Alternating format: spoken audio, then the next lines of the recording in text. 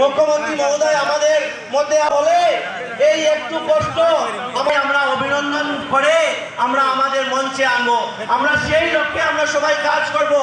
আমরা দেখেছি যে আগের যখন সবাই ছিল নজরে দেখতেন, দুই চোখে দেখতেন, কিন্তু আমরা সবাই দেখেছি 2016 থেকে যখন আমাদের সরকার হয়েছে আগে আমাদের সেই কিন্তু কষ্ট হলে এই একটু কষ্ট আমাদের সবাই আমরা অভিনন্দন করে আমরা আমাদের মঞ্চে আনবো।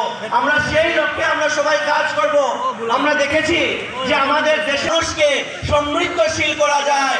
আমরা নিজের ধান চাল বলুন না কেন আমরা সেই সবে নির্ভর করে আমরা আমাদের সবাই দেখেছি পাঁচটা সিটতে আমি জিকি আছো। It will be 4-1 or 5-0. 5-0 100%।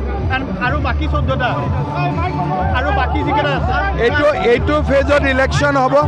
Nagaon কৰিমগঞ্জত টাফ আছে, কণ্টেষ্ট আছে, আমি জিকি যাম।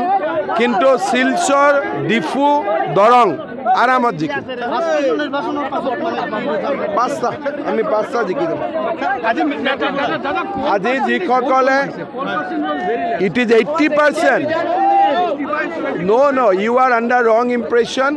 The fast pace voting percentage in Assam is 80%. Never before so much vote has happened. It is a historic. Metric result hoise 75% lora swali pass korise. It is a very good news for the Assam's education system.